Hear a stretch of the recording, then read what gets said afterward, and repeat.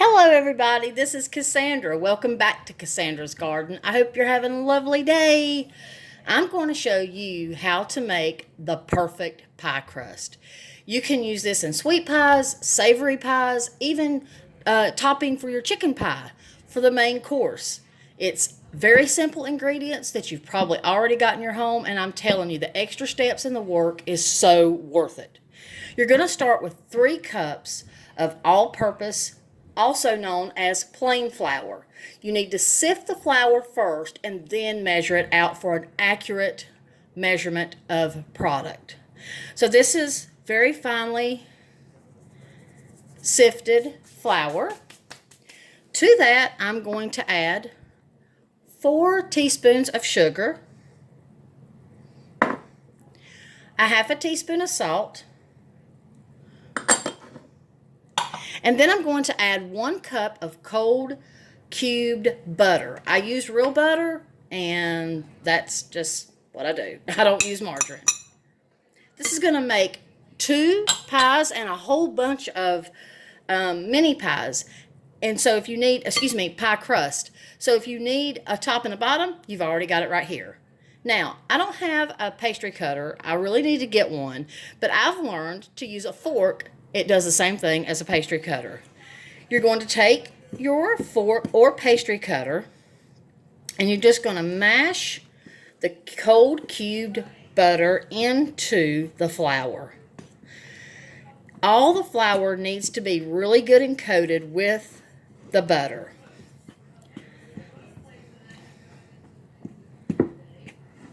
This video may take just a little bit because I'm doing this. I do all my videos real time. So I hope you don't mind. Just keep mashing. And as you can see, the flour is finally starting to take form of small pebbles. Now, to speed up the process, you can take very clean hands and you can just do it like that. And then I go back and forth with my fork and hands. But my hands are clean. I did wash them and I did sanitize them with hand sanitizer. I'm making a pumpkin pie for my family. They love my homemade pumpkin pies.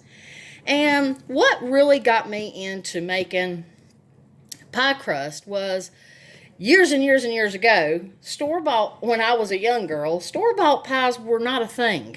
And so I had to learn the hard way how to make a pie crust. And the very first time I did, I'm telling you, I couldn't believe how much better it tasted than buying a pre-made pie. It was just so delicious. I got so many compliments on it from everybody.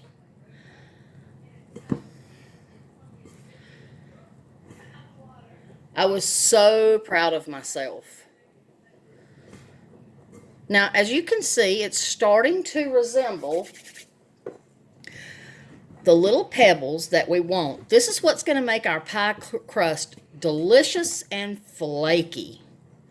I really need to invest in a pastry cutter. I really do.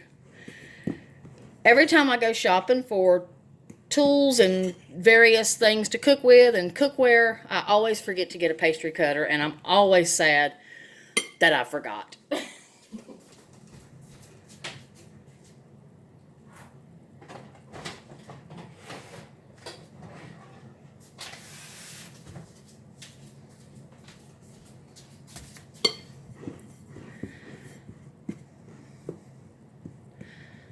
After you get your flour really good and mixed with the butter, you're then going to add 1 cup of milk.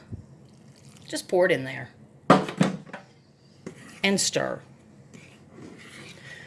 This is a wonderful, wonderful recipe. Now, I'm using 2% milk. You can use whole milk.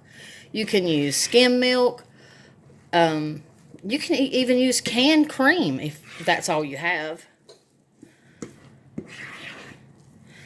Now, I see those chunks of butter in there, and that is exactly what we want and what we need. I'm going to add some more flour to my workstation here that has been sanitized.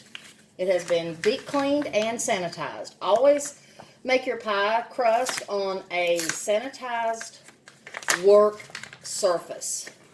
And what I do is I just simply use soap and water, and then I spray it with my Clorox spray, and then I let it dry, and then I spray with alcohol.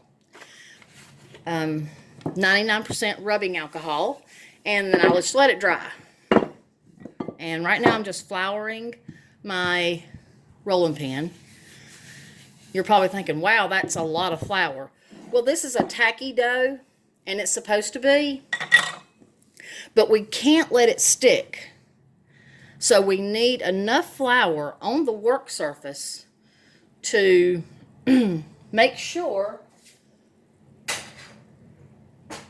to ensure that it's not sticking. Then you're just going to kind of knead, and just for safekeeping, I'm going to grab some flour, put it over here in the corner, and use it as needed, because this will stick to your work surface if you're not careful. We don't want that. We just want this pie crust to be amazing. Now, like I said, this does make 2 pies. So,